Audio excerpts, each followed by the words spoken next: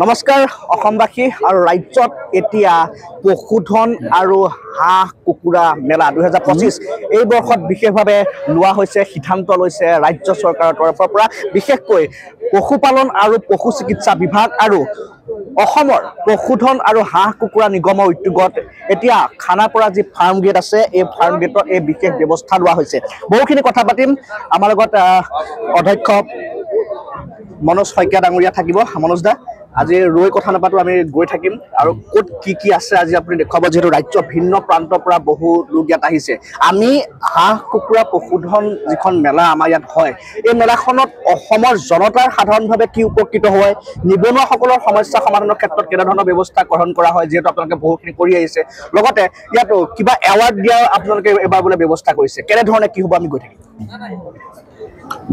বিশেষকৈ এইখন মেলা আমি পঞ্চমবাৰৰ কাৰণে অনুষ্ঠিত কৰিছোঁ 2019 চনৰ পৰা কোভিডৰ কাৰণে মাজতে এবাৰ আমি অনুষ্ঠিত কৰিব পৰা নাছিলোঁ আৰু এই মেলাৰ মূল লক্ষ্যই হৈছে যে এখন আত্মনিৰ্ভৰশীল অসম গঢ়াৰ কাৰণে আমাৰ চৰকাৰে যি সপোন দেখিছে সেই সপোন বাস্তৱায়িত কৰা আৰু এই মেলাত বিশেষভাৱে আমি নতুন প্ৰজন্মক আমি আকৰ্ষিত কৰিব বিচাৰিছোঁ যাতে তেওঁলোকে এই ক্ষেত্ৰখনত জড়িত হৈ আমাৰ ৰাজ্যখনৰ উৎপাদন বৃদ্ধিৰ লগতে তেওঁলোক নিজেও স্বাৱলম্বী হ'ব পাৰে এইটোৱে মেলাখনৰ আমাৰ মূল উদ্দেশ্য ইয়াত আমাৰ প্ৰশিক্ষণৰ ব্যৱস্থা কৰা হৈছে ইয়াত নতুন নতুন প্ৰজাতিৰ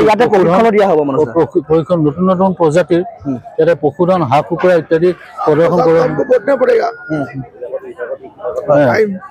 ইয়াত তেনেকুৱা আৰু বিভিন্ন ধৰণৰ অনুষ্ঠান ইয়াত থাকিবই প্ৰশিক্ষণৰ মই ক'লো প্ৰশিক্ষণৰ ব্যৱস্থা থাকিব নতুন নতুন যিবিলাক সা সৰঞ্জাম সেইবিলাক ইয়াত প্ৰদৰ্শন কৰা হৈছে বিভিন্ন প্ৰজাতিৰ হাঁহ কুকুৰা পশুধন ইত্যাদি ইয়াত প্ৰদৰ্শন কৰা হ'ব তাৰ উপৰিও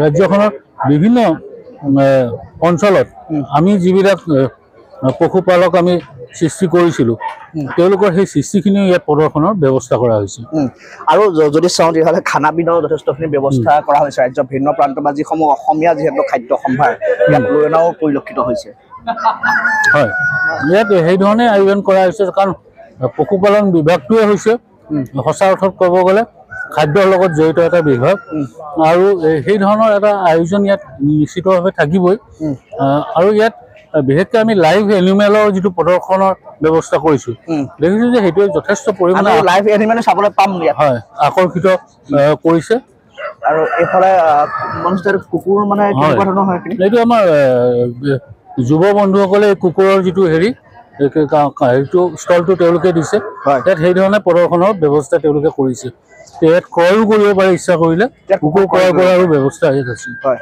আৰু যদি আমি আৰু আগলৈ যাওঁ তেতিয়াহ'লে আৰু কেনেকুৱা ধৰণৰ আমি প্ৰজেক্ট পাম এইফালে পশুপালন আৰু পশু চিকিৎসা বিভাগ মৰিগাঁৱৰ পৰা এটা টীম আহিছে ইয়াতো বিভিন্নখিনি আছে হয় ইয়াত বিভিন্ন ব্ৰীডৰ আচলতে ইয়াত কুকুৰা হাঁহ ইত্যাদি তেওঁলোকে প্ৰদৰ্শন কৰিছে এইটো আমাৰ মৰিগাঁও জিলাৰ পশুপালন যি বিভাগ আছে আমাৰ সেই মৰিগাঁও জিলাৰ তৰফৰ পৰা এই প্ৰদৰ্শনটো তেওঁলোকে কৰিছে এইটো আমাৰ কাৰ্বি আংলং যিটো আমাৰ জিলা আছে জিলা কাৰ্বি আংলঙৰ আমাৰ পশুপালন বিভাগৰ তৰফৰ পৰা তেওঁলোকৰ এইটো ষ্টল তেওঁলোকৰ যিখিনি প্ৰডাক্ট আছে তেওঁলোকৰ যিখিনি বিভিন্ন ধৰণৰ ইয়াত হাঁহ কুকুৰাৰ পৰা আৰম্ভ কৰি গাহৰিৰ পৰা আৰম্ভ কৰি মানে প্ৰজেক্টখিনি এইফালে ভিতৰত আছে ইয়াৰ ভিতৰত তেওঁলোকে সোমাই যাব পাৰোঁ নেকি ঘাঁহৰ পৰা আৰম্ভ কৰি এই সকলোখিনি ইয়াত প্ৰদৰ্শন কৰিছে হয়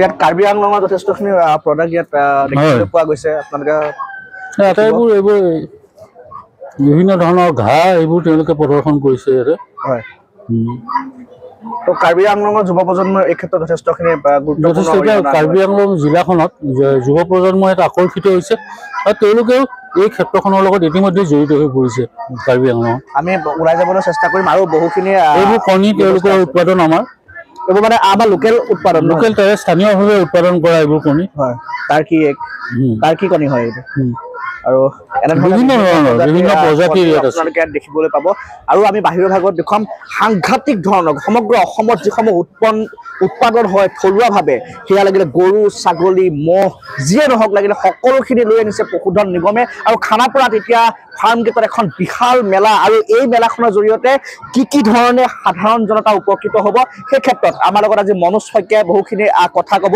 এইসমূহ চাওক আপোনালোকে গৰু আছে মনোজ শইকীয়া ডাঙৰীয়া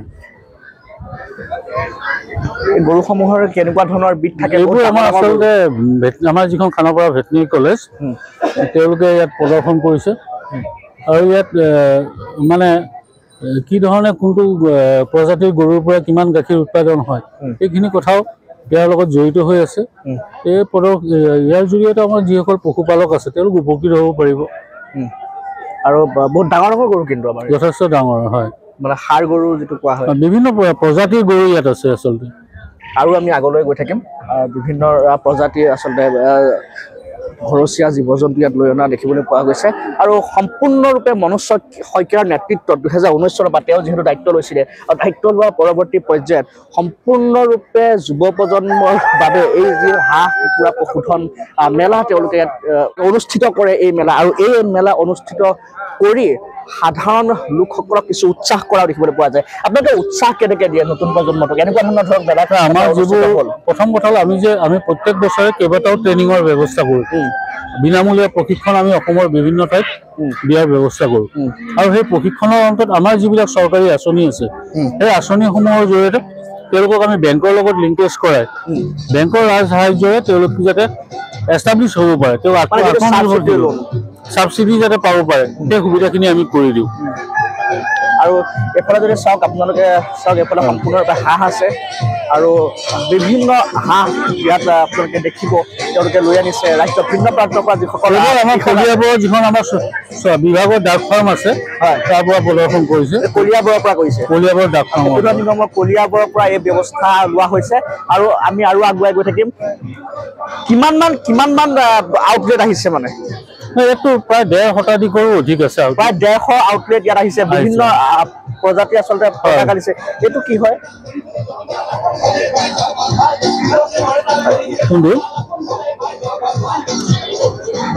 আমাৰ এইটো আচলতে গোৱালপাৰা জিলাৰ আমাৰ বিভাগৰ ফালৰ এই প্ৰদৰ্শনটো তেওঁলোকে কৰিছে। এইটো কি হয়? টাৰ্কি এইটো হয়, এইটো সুস্বাদু খাদ্য এটা হয় টাৰ্কিটো হয়। আৰু টাৰ্কিৰ দৃশ্যাংশ আমি দেখুৱাব গৈছোঁ আৰু খুব এটা সুন্দৰ এটা পৰিৱেশ ইয়াত পুৰা পৰিলক্ষিত হৈছে। টাৰ্কি প্ৰায় এইটো 5 কিলোমান ওলাব, নিশ্চয়। আৰু আমি আগলৈ গৈ থাকিম। ইয়াত আপোনালোকে আৰু সুন্দৰ নন গভৰ্ণমেণ্টেল স্কুল আৰু গভৰ্ণমেণ্টেল স্কুলে কংক্ৰিটৰ মহানগৰীত এটা নতুন ৰেজিষ্ট্ৰেচন কৰিবলৈ ভেলাও আহিলে। বহুতে আকৌ এনেকুৱা আছে অনা অসমীয়া মানুহ খাদ্য হিচাপে তেওঁলোকে গ্ৰহণ কৰি ভাল পায়। সকলো ধৰণৰ মানুহৰ কাৰণে যিবোৰ উপযোগী। এফালে গাহৰি আছে, গাহৰিসমূহো ইয়াত বিক্ৰীও কৰা হ'ব নেকি? ইয়াত গ্ৰাহক থাকিলে বিক্ৰীৰ ব্যৱস্থা আছে, বিক্ৰী কৰা হয়। আৰু কেনেকুৱা ধৰণৰ ব্যৱস্থা কৰিব পাৰোঁ? আজিৰ দিনটো যদি মই চাওঁ, আপোনালোকে যে এৱাৰ্ড যে প্ৰগ্ৰেমটো যে পাতে, এৱাৰ্ড প্ৰগ্ৰেমটোত আপোনালোকে কেনেকুৱা ধৰণৰ ব্যৱস্থা ৰাখে? নাই আমি যিটো আমাৰ ডিষ্ট্ৰিক্টৰ বেষ্ট হয় এই 4টা ছেক্টৰত, এইটো আমাৰ ডিষ্ট্ৰিক্ট আমাৰ যি ভেটেনেৰী অফিচাৰ আছে DVO তাৰ আমাৰ যিসকল বিষয়া আছে তেওঁলোকৰ এখন কমিটি থাকে। সেই কমিটিখনে এই গোটেই কথাটো কোনে কি লেভেলৰ পৰা কি ধৰণে আহি উত্তৰণ কৰিছে এই কথাখিনি বিচাৰ কৰি আচলতে জিলা ভিত্তিক তাৰমানে পশুপালকসকল বা পল্ট্ৰিৰ লগত জড়িত ব্যক্তিসকল বা হেৰিসকলক নিৰ্বাচিত কৰে। সেইটো পঠিয়াই দিয়ে আমালৈ আৰু তাৰ ওপৰত আমি নিৰ্বাচন প্ৰক্ৰিয়াটো সম্পূৰ্ণ হয়। আৰু ইয়াত যিসমূহ ফাৰ্মাৰ থাকে বা কৃষক থাকে তেওঁলোকৰ বাবে কেনেকুৱা ধৰণৰ ব্যৱস্থা ৰখা হয়? ইয়াত তেওঁলোকক উৎসাহ দিবৰ কাৰণে বিশেষ ব্যৱস্থা থাকে নেকি?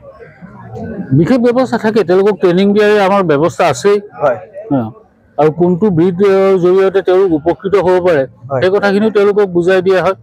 আৰু নতুন নতুন সা সৰঞ্জাম কোনবোৰ ব্যৱহাৰ কৰিলে তেওঁলোক উপকৃত হ'ব পাৰে সেই কথাখিনিও তেওঁলোকক বুজাই দিয়া হয়। আৰু এটা কথা আছে যে বিভিন্ন পৰম্পৰাগত খাদ্য সম্ভাৰ ইয়াত লৈ অনা হৈছে। গাহৰি পোৰা হৈছে, যিটো আমি চাইমদ বুলি কওঁ, চাইমদটো ইয়াত দিয়া হৈছে এটা চাইডত। সেইবোৰ আচলতে মেলা বুলি ক'লেই বিভিন্ন ধৰণৰ উপাদান ইয়াত থাকে আৰু এইবিলাক যিবোৰ থলুৱা খাদ্য সেই খাদ্যবিলাক আচলতে যিহেতু ভোগালীৰ সময় মানুহে আচলতে খাবৰ কাৰণে আগ্ৰহী আৰু বিচাৰে। ভূমিপুত্ৰসকলক আৰ্থিকভাৱে কিছু সকাহ দিবলৈ এটা হয়, আমাৰ চৰকাৰৰ এইটো এটা নীতি যে আমাৰ থলুৱা যিখিনি সংস্কৃতি আছে সেই সংস্কৃতিক আমি কেনেকৈ আগবঢ়াই নিব পাৰোঁ আৰু সেইকাৰণে মেলাখনত তেনেধৰণৰ বহুখিনি ব্যৱস্থাই আমি ইয়াত উপলব্ধ কৰিছোঁ। ধন্যবাদ জ্ঞাপন কৰিছোঁ। আৰু এয়া আছিল মনোজ শইকীয়া, তেওঁ প্ৰতিক্ৰিয়াসমূহ ব্যক্ত কৰিলে। প্ৰতিযোগিতা অথবা পক্ষত দুষ্ট নহয়, সদায় অসমীয়াৰ স্বাৰ্থত। MMD Focus, অপ্ৰতিৰোধ।